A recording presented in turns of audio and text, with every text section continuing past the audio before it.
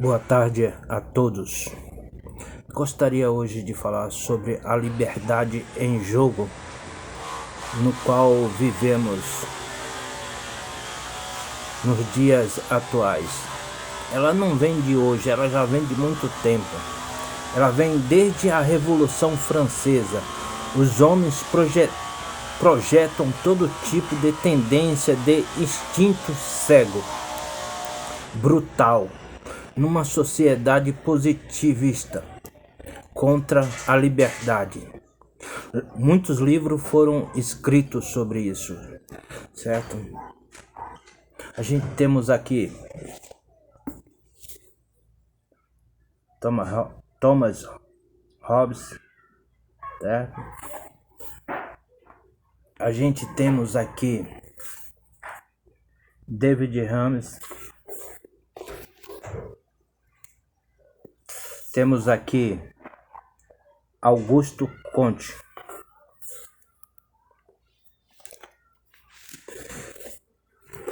Hume, ele diz que o homem é muito mais um ser prático e sensitivo do que racional. E essa teoria, Kant pegou para ele e desenvolveu a sua teoria. Muitos confundem a filosofia, a psicologia de Kant com a filosofia. Aí entra aquela questão, mas é um pensamento, é um desenvolvimento. Lógico que é uma filosofia, mas não nos padrões do princípio filosófico. Como Kant diz mesmo, é a razão prática, é sobre a natureza. Tem muitas pessoas intencionais, com boas intenções, que até influenciada por Kant, desenvolve um pensamento. Porque o que Kant fez? Ele pegou princípios da metafísica e colocou na sua teoria, e para isso confunde muita gente. Então as pessoas pegam Kant, lê Kant como se fosse uma filosofia baseada nos princípios que ela foi desenvolvida, como em Aristóteles, Platão. Não, Kant é uma coisa levada mais para a natureza. É por isso que ela se identifica mais com a ciência, que a ciência é algo prático, assim, no sentido, falando assim de ciência, prático. Então Kant é uma psicologia, e muita gente pega ele e leva, às vezes pega o pensamento dele e coloca num texto ou contexto que se encaixa, quando na realidade Kant como eu já venho repetindo muitas vezes, é psicologia, não tem nada a ver, é sobre a natureza humana, tá? Então Kant, ele desenvolve isso, e é por isso que hoje a gente vivemos essa cegueira. No caso de Kant mesmo, é baseado na ação. A gente vê advogado, psicólogo, juízes, e falando em juízes, a gente vê a cegueira desses juízes do STF. Todos eles foram influenciados ou por Augusto Comte, por Rames, por Thomas Hobbes, certo? Por Hegel. Porque é tudo levado na base do pragmatismo, certo? É na base do positivismo, da natureza. Ou seja, porque para essas pessoas, a natureza, o espírito da natureza é uma força que a própria volição da natureza, ou seja, a própria natureza concede, certo? Ou seja, esse espírito é algo fluido da própria natureza, certo? Ou seja, ele exclui a maioria desses cientistas, ele exclui Deus, Deus do debate, exclui o espírito do homem do debate. É por isso que não são debates, são algo só discutindo, certo? Uma coisa rotativa, só que fica num negócio de comadre e compadre, naquele tal de respeito, naquele tal, é tudo hipocrisia. E é por isso que a gente vê esses mestres, doutores por aí, só tem mesmo só o nome, e também muitos deles crescem por causa da influência que eles têm. Nada mais, não é porque eles têm qualidades de chegar lá em cima, é a influência que manda, e poder aquisitivo também, né? Quando você olha mesmo para conteúdos, meu, amigos, me desculpem, a base de todo o firmamento é Deus.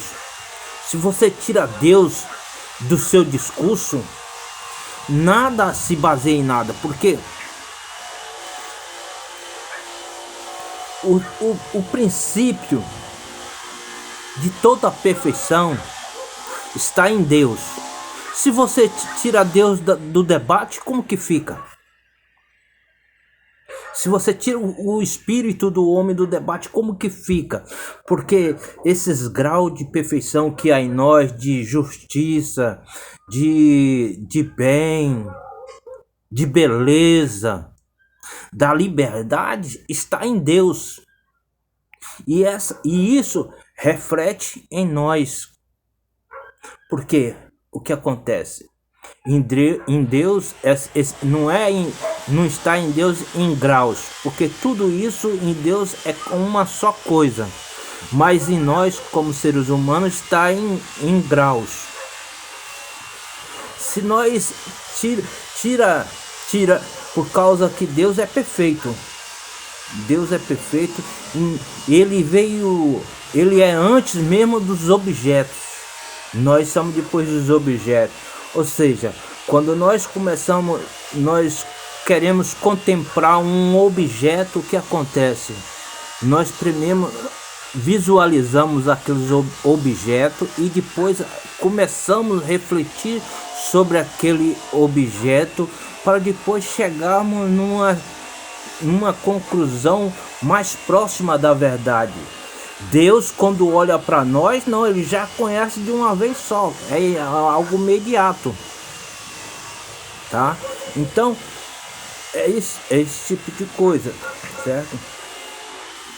Então a gente veio durante muitos anos sendo projetado isso, e isso emburreceu a nossa sociedade. É por isso que a gente não temos poeta, a gente não temos pensadores, a gente não temos filósofos. Você pode ver que essas pessoas que se dizem intelectuais estão envolvidos com a instituição, ou seja, ele pensa a sua cosmologia vai aonde a sua instituição permite.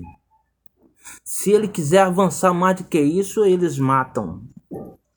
Isso tanto dentro da instituição e tanto socialmente falando, porque as pessoas foram emburrecidas. Este cara aqui, ó, Hegel mesmo, a filosofia dele, a sua metodologia na lógica, em sua lógica, muitos pontos dele é bom.